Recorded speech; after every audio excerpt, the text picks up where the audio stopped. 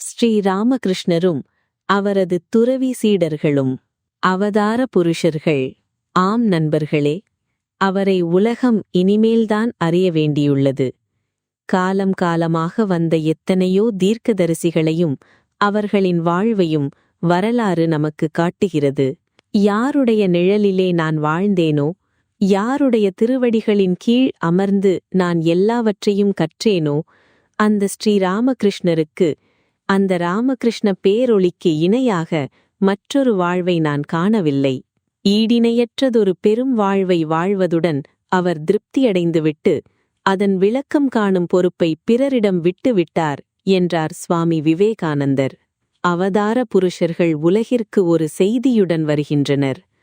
அவர்கள் வாழும்போது ஒரு சிலரால் மட்டுமே அவர்களை அடையாளம் காண முடிகிறது. ஆனால் அவர்கள் மறைந்த பின் அவர்களின் வாழ்வும் செய்தியும் புது வேகத்துடன் பொங்கி எழுந்து உலகையே ஆட்கொள்கின்றன.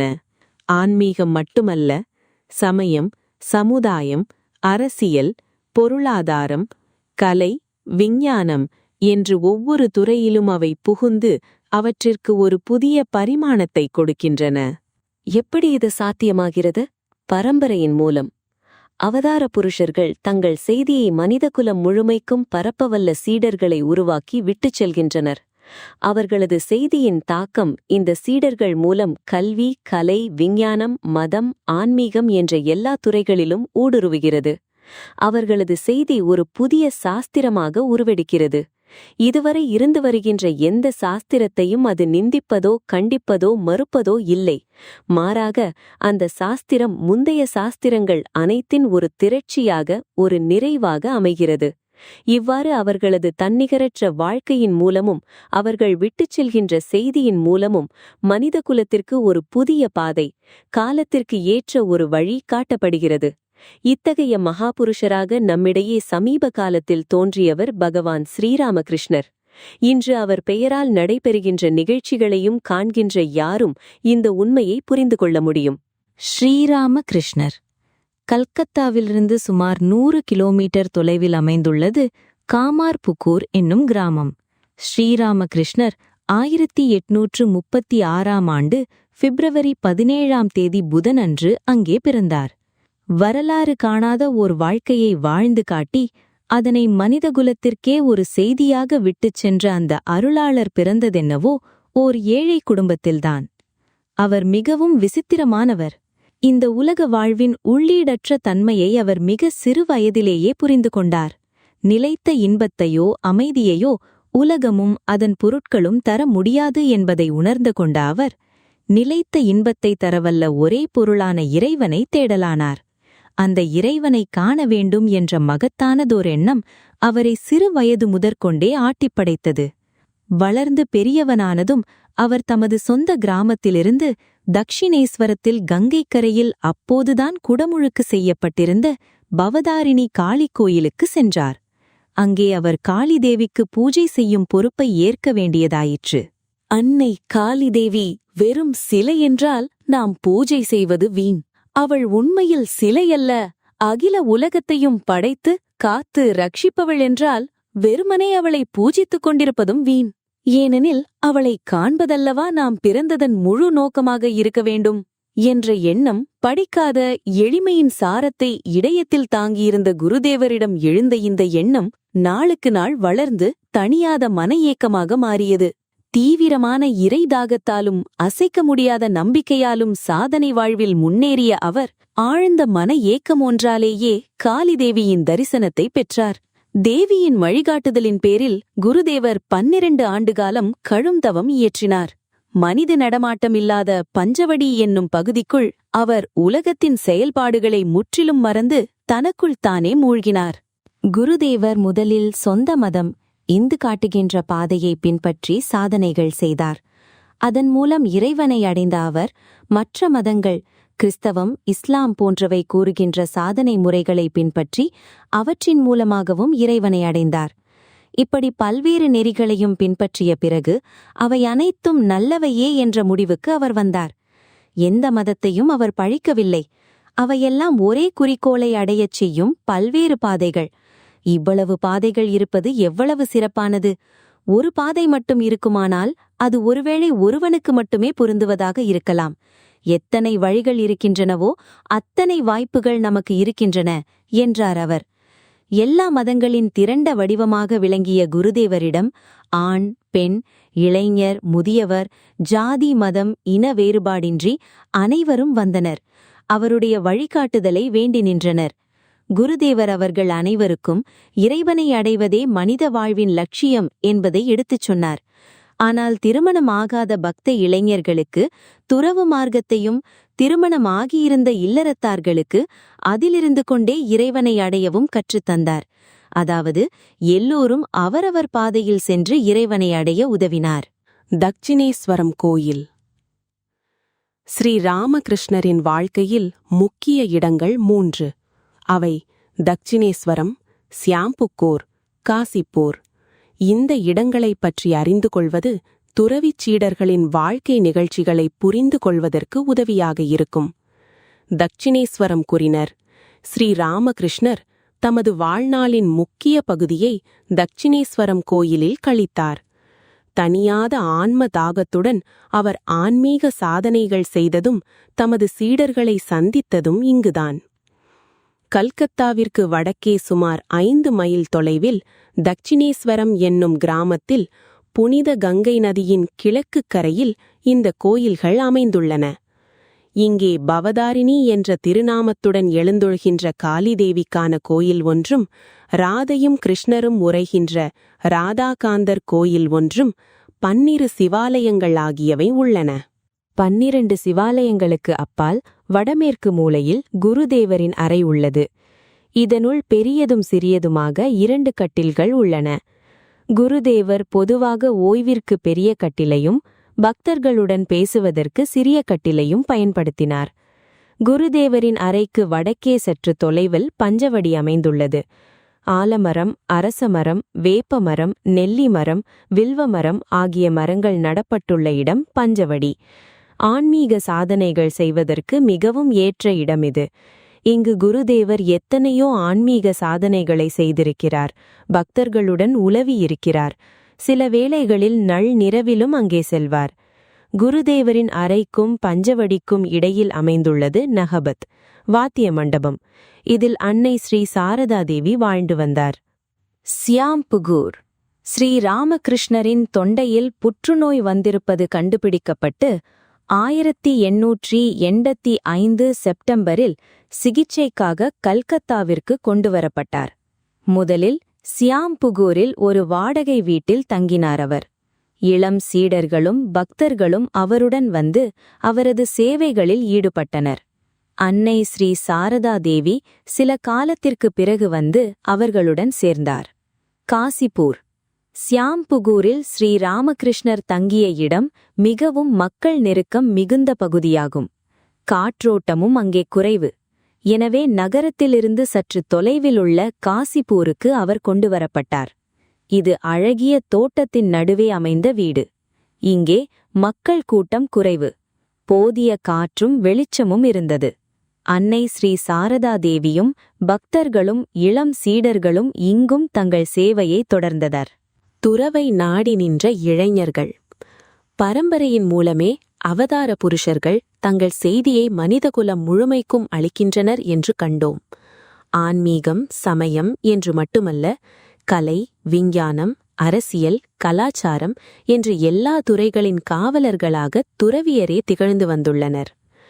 படையெடுப்புகள், பஞ்சம், வெள்ளம் என்று ஒரு நாட்டிற்கு நெருக்கடி வந்த போதெல்லாம் துறவியரே அந்த நாட்டின் பாரம்பரியத்தை காத்து வந்திருக்கின்றனர். வரலாற்றை படிப்பவர்கள் இதனை தெளிவாக புரிந்து கொள்ள முடியும். எனவே உலகிற்கு தாம் கொண்டு வந்த புதிய செய்தியை காக்கவும் அதனை மக்களிடையே பரப்பவும் துறவியர் பரம்பரை ஒன்றை ஸ்ரீ ராமகிருஷ்ணர் உருவாக்க வேண்டியிருந்தது. அதற்காக சுவாமி விவேகானந்தரின் தலைமையில் இளைஞர் குழு ஒன்றை பயிற்றுவித்து அவர்களை துறவரத்தில் ஈடுபடுத்தினார் ஸ்ரீராமகிருஷ்ணர். இந்த இளைஞர் குழு புதிய லட்சியங்களுடன் காலத்திற்கு ஏற்றதொரு துறவியர் பரம்பரையாக மலர்ந்தது. ஒரு நாள் தமது சீடர்களில் ஒருவரான மூத்த கோபால் துறவிகளுக்கு தானமாக தர காவி உடைகளும் ஜபமாலைகளும் வாங்கி வைத்திருக்கும் விஷயத்தை குருதேவர் அறிந்து கொண்டார். அவர் மூத்த கோபாலிடம் அந்த உடைகளையும் ஜபமாலைகளையும் கொண்டு வருமாறு கூறி தமது கையால் அவற்றை பக்த இளைஞர்களுக்குத் தந்து அவர்களை உலகை துறக்கச் செய்தார். நரேந்திரர், ராக்கால், யோகின், பாபுராம், நிரஞ்சன், தாரக், சரத், சசி, மூத்த கோபால், காளி ஆகிய 11 குருதேவரிடமிருந்து காவியுடை பெற்ற இளம் பக்தர்களாவர். அன்று குருதேவர் அவர்களை வெளியில் சென்று பிச்சை ஏற்று வருமாறு கூறி அனுப்பி வைத்தார். அவர்கள் முதல் பிச்சை ஏற்று அன்னை ஸ்ரீ சாரதா தேவியிடம். அவர்கள் வெளியில் சென்று கொண்டு வந்த பிச்சை உணவை உண்ட ஸ்ரீ ராமகிருஷ்ணர், இந்த உணவு மிகவும் புனிதமானது என்று கூறி மகிழ்ந்தார். இவ்வாறு இளைஞர்களை உருவாக்கி அன்னை ஸ்ரீ சாரதா தேவியிடமும் நரேந்திரரிடமும் அவர்களை ஒப்புவித்துவிட்டு மறைந்தார் குருதேவர். வராக நகர மடம். குருதேவரின் மறைவால் மீளா துயரத்தில் ஆழ்ந்திருந்த பக்த இளைஞர்களுக்கு சமுதாயம், பெற்றோர் என்று எல்லா பக்கங்களிலிருந்தும் எதிர்ப்புகள் கிளம்பின. எடுத்த லட்சியத்தில் உறுதியாக இருந்த அவர்கள் அவற்றையெல்லாம் மிகுந்த பொறுமையுடன் எதிர்கொண்டனர். பலரும் தீர்த்த தலங்களுக்குச் சென்று தவ வாழ்வில் ஆழ்ந்து ஈடுபட்டனர். இந்த காலகட்டத்தில் அன்னை ஸ்ரீ சாரதா தேவி தீர்த்த யாத்திரை மேற்கொண்டிருந்தார். புத்தகயையில் அன்னை பிரபலமான ஒரு பௌத்த மடத்தை காண நேர்ந்தது. அது சிறந்த வசதிகளுடன் கட்டப்பட்டிருந்தது. உணவுக்கும் பிற தேவைகளுக்கும் உரிய ஏற்பாடுகள் செய்யப்பட்டிருந்தன. இதைக் கண்ட அன்னையும் மனத்தில் வேதனை மிகுந்த காட்சி ஒன்று எழுந்தது. குருதேவரை நம்பி அவரே தெய்வம் என்று தங்கள் படிப்பையும் சொத்த சுகங்களையும் உற்றார் உறவினரையும் துறந்து வந்த அவரது சீடர்களாகிய தம் பிள்ளைகள் நாடு முழுவதும் அலைந்து கொண்டிருந்தனர். இந்த காட்சி அன்னையின் கண்களில் நீரை நிறைத்தது. தம் பிள்ளைகளுக்கும் இதுபோல் மடங்கள் ஏற்பட வேண்டுமென்று தாய்மை உணர்வு பீரிட்டு பொங்க கண்களில் நீர் பெருக பிரார்த்தனை செய்தார். அன்னையின் அந்த பிரார்த்தனைதான் இன்றைய ராமகிருஷ்ண மடங்கள் அனைத்திற்கும் வித்தாக அமைந்தது. குருதேவரின் இல்லற பக்தரும் பணக்காரருமான சுரேந்திரநாத் மித்ரர் இளம் சீடர்களுக்கு உதவ முன்வந்தார். வராக நகரத்தில் அனைவரும் சேர்ந்து மடம் ஒன்றை ஏற்படுத்தினர். பல தீர்த்த தலங்களில் வாழ்ந்து வந்த துறவி சீடர்கள் அனைவரும் அங்கே ஒன்று கூடினர். இதுவே ராமகிருஷ்ண இயக்கத்தின் முதல் மடமாகும். மடத்திற்கு 2 மாடிகள் இருந்தன. கட்டிடம் பாழடைந்த நிலையில் இருந்ததால் எப்போது இடிந்து விழுமோ என்ற பயத்திலேயே நடமாட வேண்டியிருந்தது. கீழ்த்தளத்தில் யாரும் குடியிருக்கவே முடியாதென்பது போல் பாம்புகளும் பள்ளிகளும் நடமாடிக் கொண்டிருந்தன. வளாகம் முழுவதும் புதர் மண்டி கிடந்தது. பேய்களின் நடமாட்டம் வேறு அங்கு இருப்பதாக சொல்லப்பட்டது. குறைவான வாடகைக்கு இத்தகைய வீடுதான் கிடைக்கும் என்பதை உணர்ந்த சீடர்கள் எல்லா வசதி குறைவுகளையும் மனம் கோணாமல் ஏற்றுக்கொண்டனர். அவர்கள் உறக்கத்தை மறந்து இரவும் பகலும் ஜபம், தியானம், பூஜை, பிரார்த்தனை, இறை நாமத்தை ஓதுதல் என்று எல்லாவிதமான ஆன்மீக சாதனைகளிலும் தங்களை ஈடுபடுத்திக் கொண்டனர். பல நாட்கள் அவர்கள் பட்டினி கிடக்க நேர்ந்தது. ஆனால் எதுவும் அவர்களை சோர்வுற செய்யவில்லை. உள்ளத்தில் பொங்கிப் பெருகும் உற்சாகத்துடன் அவர்கள் இறைப்பாதையில் நாளுக்கு நாள் முன்னேறி சென்றனர். ஆன்பூரில் 1886 டிசம்பரில் பக்த இளைஞர்களில் ஒருவரான பாபுராமில் தாயார் அவர்களை ஆண்ட்பூர் வந்து சில நாட்கள் தங்கிச் செல்லுமாறு அழைப்பு விடுத்தார்.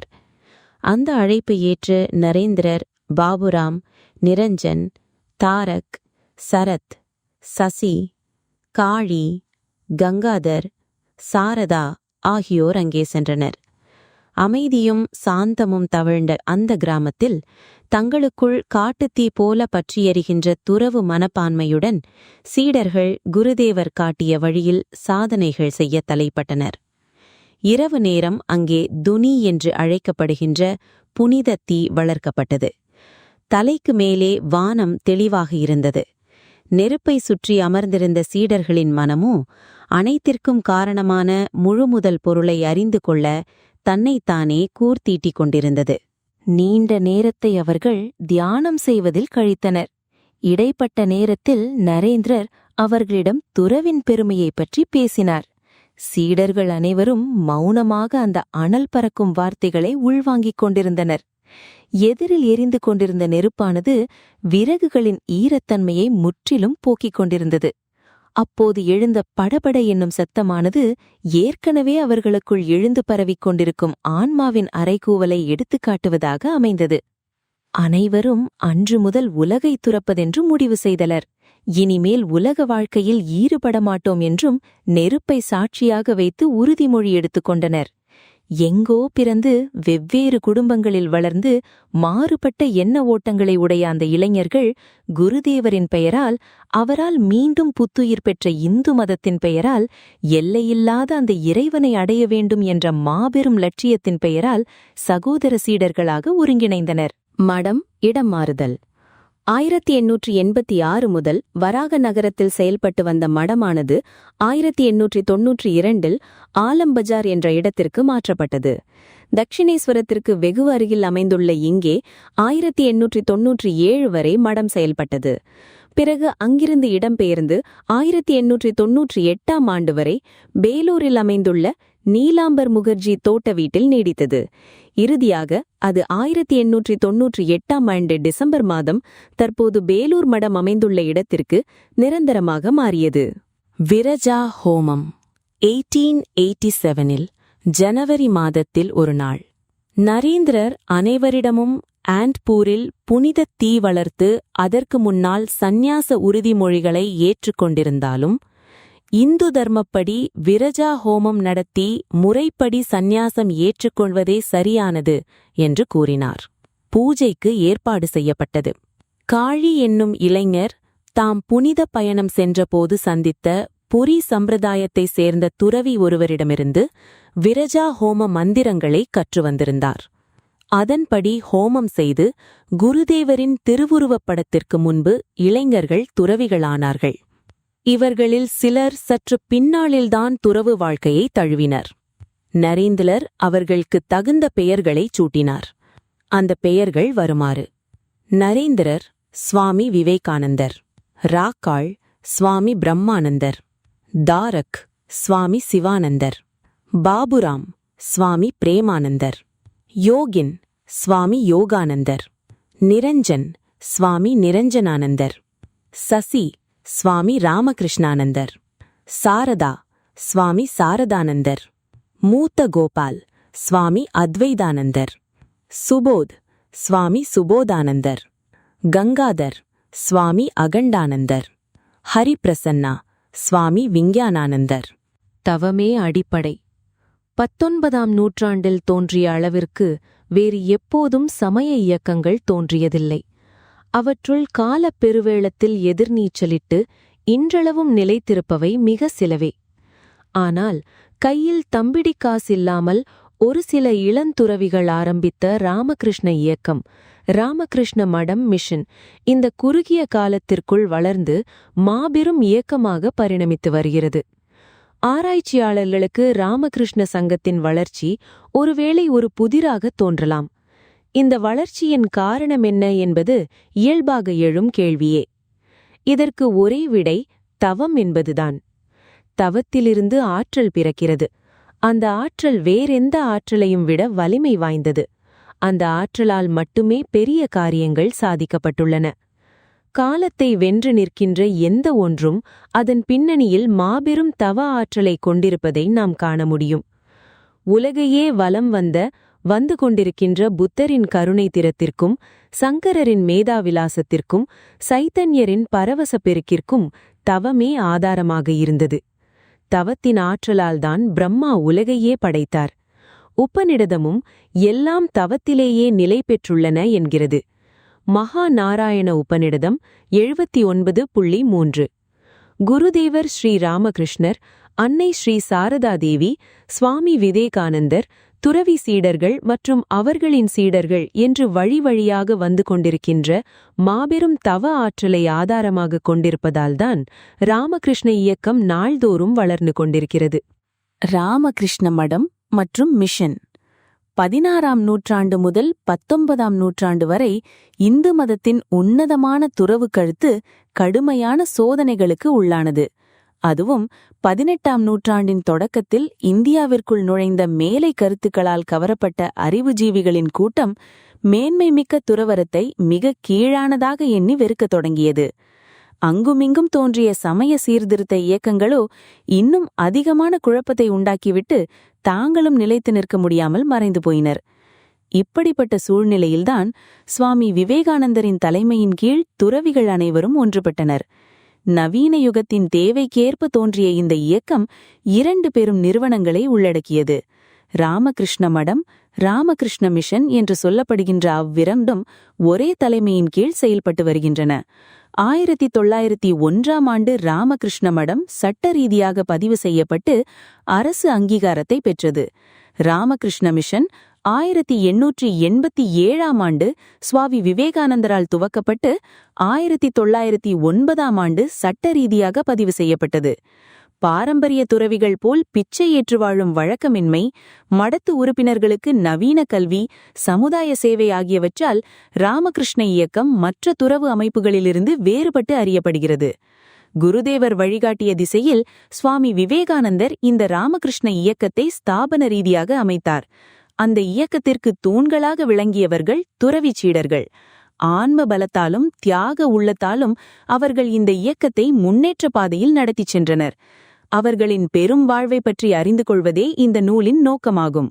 சுவாமி பிரம்மானந்தர் இறை நினைவில் ஆழ்ந்துள்ளவர்களுக்கு மற்ற விஷயங்களை கேட்கவே பிடிக்காது. ஒருமுறை வங்க இலக்கிய எழுத்தாளர் ஒருவர் குருதேவரிடம், உண்பது, உறங்குவது, உடல் இன்பம், இவைதானே மனிதனுடைய கடமைகள் என்று சிறுபிள்ளைத்தனமாக பேசிவிட்டார். இதை கேட்ட குருதேவர் அவரை கோபித்துக் கொண்டதுடன், நாள் முழுவதும் எதை செய்கிறீர்களோ அதுதான் உங்கள் பேச்சிலும் வெளிப்படுகிறது.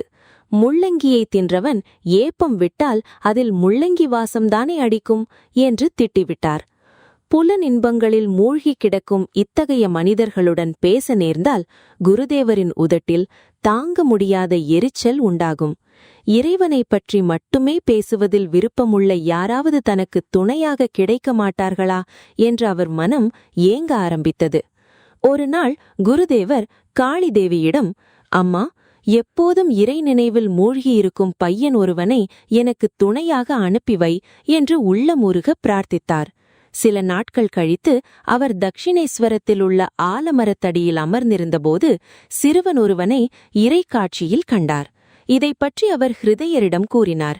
அதற்கு ஹிருதயர், மாமா, அப்படியென்றால் உங்களுக்கு மகன் ஒருவன் பிறப்பான் என்று சொல்லுங்கள் என்று வேடிக்கை செய்தார். குருதேவர் உடனே, அது எப்படி? நான் எல்லா பெண்களையும் அன்னையாக நினைப்பவன். அப்படி இருக்கும்போது எனக்கு எப்படி மகன் பிறப்பான் என்றார்.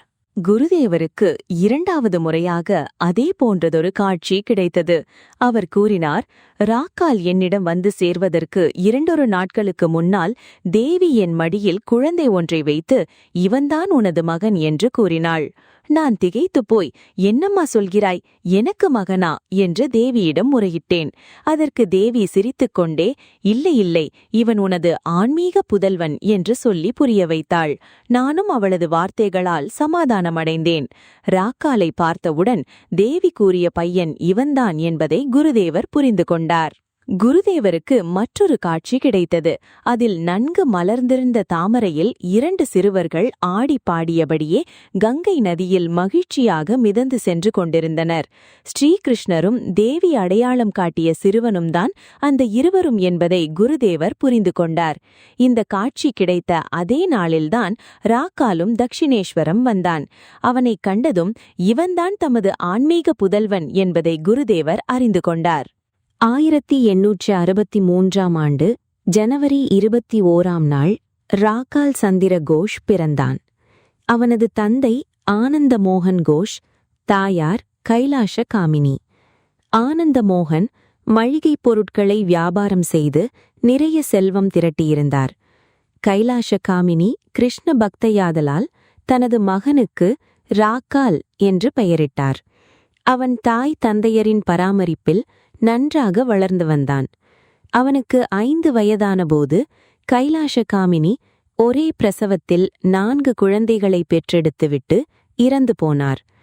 ஆனந்தமோகன் தாயில்லாத குழந்தைகளை காப்பாற்றவும் குடும்ப பொறுப்புகளை கவனித்துக் கொள்ளவும் ராக்காலை நல்ல முறையில் வளர்க்கவும் மறுமணம் செய்து கொண்டார்.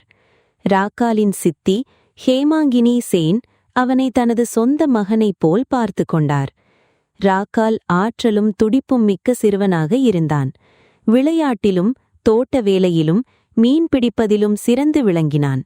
சிறுவயதிலிருந்தே பக்தி பாடல்களை பாடுவதில் அதிக விருப்பம் கொண்டிருந்தான். கொஞ்சம் பெரியவனானதும் காளி கோயிலுக்குச் சென்று தியானம் பழகினான். இயற்கையாகவே அமைதியான குணம் கொண்ட அவன் ஆழ்ந்த ஆன்மீக பற்று உடையவனாக விளங்கினான். பள்ளி மேற்படிப்பிற்காக அவன் கல்கத்தா சென்று தங்கியபோதுதான் அருகிலிருந்த உடற்பயிற்சி நிலையத்தில் நரேந்திரரை சந்தித்தான். இருவருமே சமவயதினர் என்பதாலும் ஆன்மீக விஷயங்களில் ஈடுபாடு கொண்டிருந்ததாலும் நெருங்கிய நண்பர்களாகிவிட்டனர். நரேந்திரர் அளித்த உற்சாகத்தால் ராக்கால் பிரம்ம சமாஜத்தில் உறுப்பினரானான். ஆன்மீகத்தில் அதிக ஈடுபாடு காட்டிய அவன் மெதுவாக பள்ளிப்படிப்பை தட்டிக்கழிக்க ஆரம்பித்தான். இது அவனது தந்தைக்கு பிடிக்கவில்லை.